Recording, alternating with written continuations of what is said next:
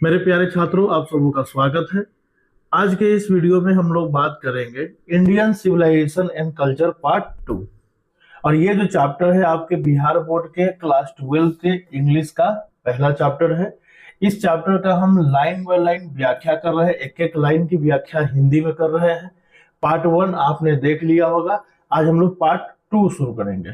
तो पार्ट 1 में हम लोगों ने जनरली किया क्या था कि वहां पे हम लोगों ने जो है पैरा नंबर 1 से लेकर पैरा नंबर 6 तक का हम लोगों ने line by line explanation Hindi में आपको करके बताया था। आज हम लोग आपके लिए पैरा 7 से शुरुआत करेंगे और वहां से हम लोग आगे बढ़ेंगे। तो पैरा 7 की शुरुआत कहाँ से होगी? साथ में एक और बात ध्यान रखते रहना है कि इधर भी देखना है और साथ ही साथ आपको ये फोटो भी देखते चलना है। इससे आप पैराग्राफ को समझने में आपको आसानी होगी, आप रिलेट कर पाएंगे कि महात्मा गांधी क्या कहना चाहते हैं इस चैप्टर के माध्यम से। तो सबसे पहले हम लोग देख रहे हैं यहाँ पे कि दे फर्दर रीजन, हमारे पूर्वज जो है वो आगे उन्होंने तर्क दिया, हमारे पूर्वजों ने, that large cities were snare and useless encumbrance, जो बड़े बड़े जो शहर होंगे, नगर होंगे, वो एक बेकार और उलझे हुए जाल की तरह होंगे जिसमें इंसान उलझ कर रह जाएगा। And that people would not be happy in them, और जिसमें लोग खुश नहीं रहेंगे। That there would be gangs of thieves, जहां चोरों के और लुटेरों के समूह होंगे। Prostitution and vice flourishing in them, और वहां वेश्यावृत्ति, दुष्टतापूर्ण व्यवहार, बुराइयों का बोलबाला होगा। ऐसा शहरों की कल्पना हमारे पूर्वजों ने की थी। तो हमारे पूर्वजों के अनुसार शहर एक बेकार जाल की तरह होंगे जिसमें इंसान उलझ कर रह जाएगा और खुश नहीं रहेगा, और उसमें चोर, लुटेरे और वेश्यावृत्ति करने वाले तथा अन्य बुराई जो है वहां पे पनपेंगी। इससे लोगों का शोषण होगा। And that poor man would be robbed by rich man, और गरीबों को अमीर लोगों के द्वारा लूटा जाएगा। और कमोबेश अगर आज के शहर का हाल देखा जाए, आज के समय में जो भी शहर है और उसमें जिस तरह के क्राइम्स हो रहे हैं, अगर आप उसको देखेंगे तो हमारे पूर्वज बिल्कुल भी गलत नहीं थे। हमारे पूर्वजों ने शहर के बारे में जो अनुमान लगाया था वो ये बिल्कुल सही लगाया था। जैसा कि फोटो में भी आप देख सकते हैं, एक छोटा सा दृश्य जिसमें आपको बताया जा रहा है कि शहर में किस तरह से बुराई, पैसा, पावर और करप्शन, ये सब चीजों का जो है वो गढ़ बन चुका है। अब आगे बढ़ते हैं अगले पैरा में, इसी पैरा में अब आगे बढ़ते हैं। आगे कहते हैं they saw that kings and their swords, यानी कहने का मतलब है उन लोगों ने देखा कि राजा और उनके तलवार we are inferior to the sword of ethics. ठीक है, राजा और उनके जो तलवार है वो नैतिकता की तलवार से छोटी थी। यानी राजा ताकतवर थे लेकिन राजा नैतिक थे, धर्मपरायण थे। जो नीति कहती थी, जो धर्म कहता था, वो इसी के हिसाब से चलते थे। And they therefore held the sovereign of earth to be inferior to the rishi and fakirs, यानी कहने का मतलब, और इसीलिए उन्होंने ऋषियों और फकीरों के अधीन रहकर धरती पर राज किया। जितने भी महान राजा हुए हैं उन सभी राजाओं का अपना एक गुरु हुआ करता था। उनके ऋषि, उनके राज दरबार में ऋषि, महर्षि और फकीर हुआ करते थे जो उनका मार्गदर्शन समय समय पे किया करते थे। इस कारण से राजा ताकतवर होते हुए भी वो भ्रष्ट होने से या उसके अंदर बुराई आने से बच जाता था। ये हमारे देश का इतिहास रहा है। अब आगे आते हैं। A nation with a constitution like this, ऐसा देश जो इस तरह के संविधान से चलता हो कि जिसके पास ज्यादा पावर है फिर भी वो नीति और ज्ञान से राज्य को चलाता हो, ऐसे देश में is fitted to be teach others than to learn from. तो ऐसे देश को दूसरे से सीखने के बजाय दूसरे को सिखाने में आगे होना चाहिए। यानी दूसरों से सीखने के बजाय उन्हें शिक्षा देने में कुशल है। नहीं, हमारे भारत की बात की जा रही है कि यहाँ इस तरह से राजकाज चलता था कि राजा पावरफुल होते हुए भी, शासक पावरफुल होते हुए भी नीति से और ज्ञान से ऊपर नहीं जा सकता था। नीति और ज्ञान के अंदर ही सर झुकाकर वो शासन किया करता था। ऐसे महान देश को किसी और से सीखने की जरूरत नहीं है। This nation had courts, lawyers, doctors, but they were all within bounds. ऐसा नहीं था कि हमारे यहाँ भी अलग अलग प्रोफेशन के लोग नहीं थे। जैसे इस देश के पास, इस राष्ट्र के पास कचहरी थे, अदालतें थी, वकील थे, वैद्य यानी डॉक्टर थे, अलग अलग प्रोफेशन के लोग थे, लेकिन वे सभी अपने अपने सीमा में, अपने अपने नियंत्रण में, अपने अपने दायरे में रह के ही काम करते थे। अपने सीमा का, अपने धर्म का उल्लंघन नहीं करते थे। धर्म का मतलब पूजा पाठ नहीं है यहाँ। यहाँ धर्म का मतलब है एक ऐसा नियम, एक ऐसा दायरा, एक ऐसी व्यवहार शैली जिसको लोग अक्षरशः या बहुत ही स्ट्रिक्टली फॉलो करते थे। अब आते हैं every day knew that, everybody knew that, सभी लोग जानते थे कि these professions were not particularly superior, सभी लोग जानते थे कि ये व्यवसाय किसी भी तरह से उत्कृष्ट नहीं। आज के समय में इंजीनियर, डॉक्टर या जो है वकील हो जाना, जज हो जाना, ये अपने आप में एक बहुत बड़ी बात मानी जाती है, जबकि उस समय में ये जो व्यवसाय थे इनको उत्कृष्ट नहीं माना जाता था। Moreover, these vakils and vaids did not rob people, और ये वकील और ये जो वैद्य होते थे लोगों का शोषण नहीं करते थे। आज आप बहुत बड़े बड़े डॉक्टर के पास चले जाइए या किसी हॉस्पिटल में चले जाइए, आपको लाखों लाख रुपए का बिल एक झटके में बना दिया जाता है। लेकिन उस समय में, प्राचीन समय में, जो भी वकील और वैद्य होते थे वो लोगों को लूटते नहीं थे। They were considered people's dependent, not their master. और आप देखिएगा प्राचीन काल में जो वैद्य होते थे, वैद्य को सब लोग रिस्पेक्ट करते थे, उनका समाज में काफी सम्मान था, लेकिन वो लोगों से जो है इलाज के बदले बहुत ज्यादा धन या किसी तरह के जो है लालच का, जो है कोई भी लालच का वो लोग मतलब नहीं रखते थे लोगों से कि हम इलाज करेंगे तो हमको इतना करोड़ मिल जाएगा। ऐसा नहीं, वो लोग क्या थे, वो जनता पर निर्भर माने जाते थे। जो वैद्य होते थे पुराने जमाने के, वो आते थे गांव में, इलाज करते थे, कोई चावल दे दिया, कोई कुछ दे दिया, कोई पैसा दे दिया, कोई जो है फल ही दे दिया, कोई सब्जी दे दिया, इस तरह से वस्तुओं को लेकर वो जन सेवा का काम करते थे। लेकिन आज के समय में तो आप देख ही रहे हैं, जस्टिस वाज टॉलरेबली फेयर, यानी कि न्याय जो था वो सहनीय था, सह सकते थे। न्याय ऐसा होता था कि जो स्वीकार करने योग्य था, जिसको सहा जा सकता था और पारदर्शी होता था।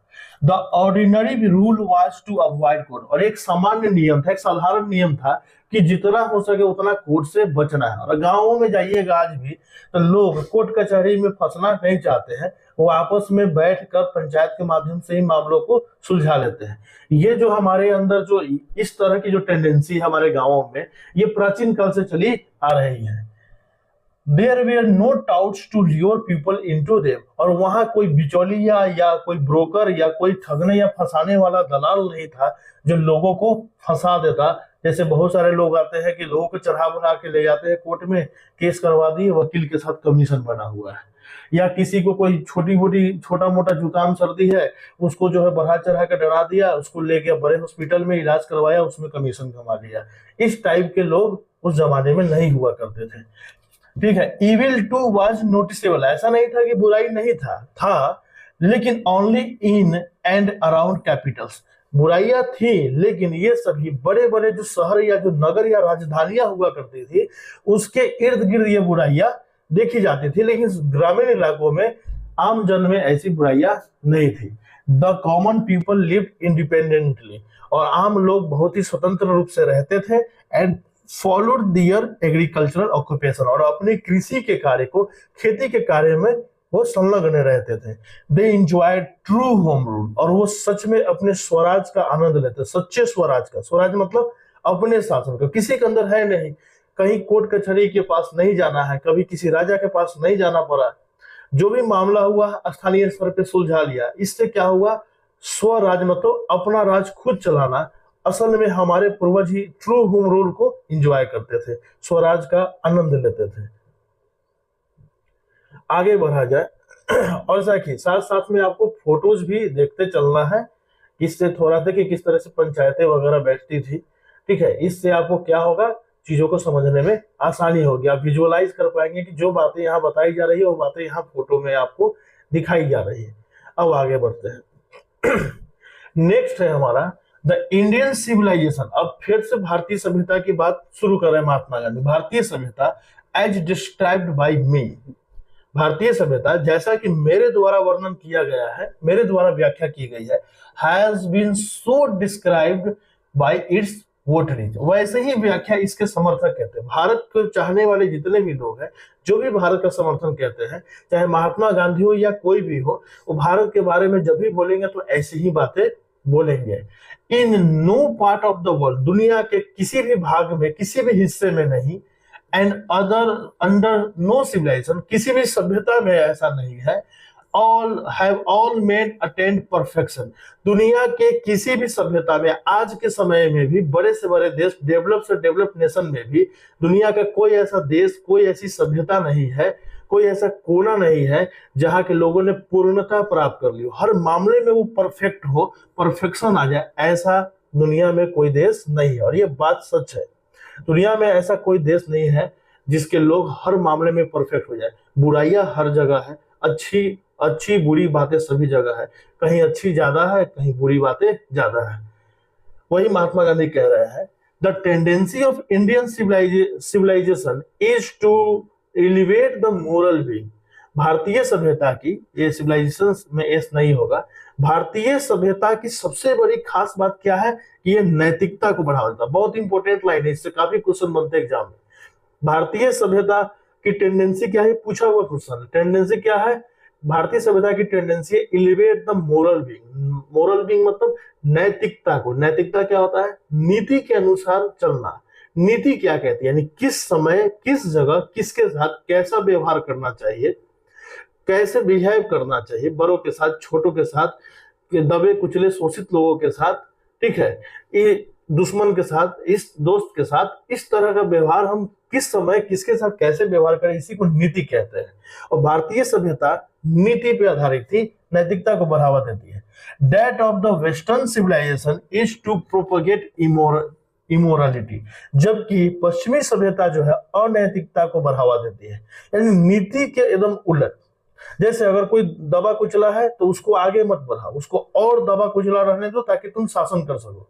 तभी तो वेस्टर्न, देखिए यहाँ वेस्टर्न का मतलब होता है पश्चिमी देश, अमेरिका हो गया, यूरोप हो गया, यूरोप में जैसे कि आपको फ्रांस हो गया, ब्रिटेन हो गया, पुर्तगाल हो गया, ये लोग कैसे देश है, ये लोग वो देश है जिन्होंने कई सैकड़ों सालों तक दुनिया के अलग अलग देशों को गुलाम बना के रखा और अनैतिक रूप से गुलाम बना कर रखा, उनकी सभ्यता को, उनकी संस्कृति को, उनके देश के, उनके संसाधनों का दोहन किया, उनका शोषण किया, उन पर अत्याचार किया, ये अनैतिकता ही तो है।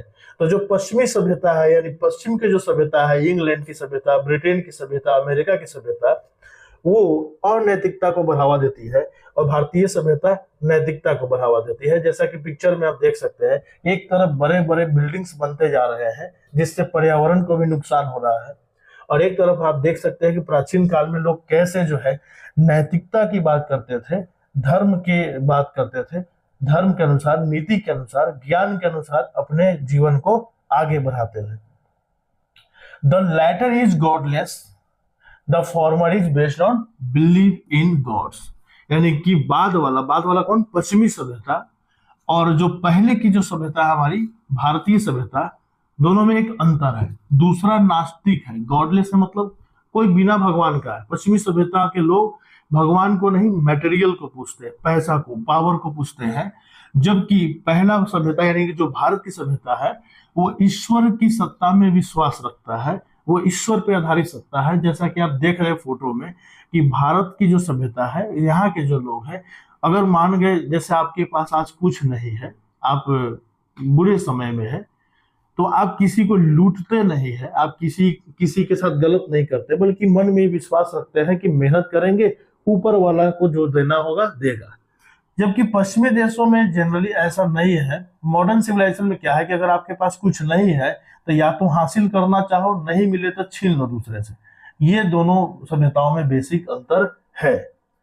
अब आगे आते हैं इसमें, इसी समझ और विश्वास के कारण, so understanding and so believing, इसी समझ और विश्वास के कारण it behoves every lover of Indian to cling to the old civilisation, Bharat से प्रेम करने वाले प्रत्येक व्यक्ति जो है इसकी सभ्यता से, इसकी प्राचीन सभ्यता से उसी तरह से जुड़ जाता है, या उसी तरह से जुड़ना चाहिए लोगों को। Even a child clings to the mother's breast, जैसे कि एक बच्चा अपनी माँ की छाती से चिपक जाता है, उसी तरह से भारत से प्रेम करने वाले जितने भी लोग हैं दुनिया में, उनको भारतीय सभ्यता से उसी तरह से जुड़े रहना चाहिए। यानी महात्मा गांधी के अनुसार भारतीय सभ्यता एक माँ की तरह है और जनता जो है एक बच्चे की तरह है, और दोनों का जुड़ाव इसी तरह का होना चाहिए। और बस आज के वीडियो में इतना ही। फिर अगले वीडियो में हम लोग जो है अगला पैराग्राफ देखेंगे, क्योंकि बहुत लंबा चैप्टर है, एक वीडियो में इसको कवर करना आसान नहीं है, बहुत सारा इसमें टॉपिक्स है। तो धीरे धीरे एक एक चीज का हम लोग चर्चा करते चलेंगे अच्छे से ना, तो उससे क्या होगा कि क्वेश्चन आपका बनेगा ऑब्जेक्टिव, और बहुत जल्द ये जैसे खत्म होगा हम ऑब्जेक्टिव क्वेश्चन आपके लिए इस चैप्टर से लाएंगे। Thank you.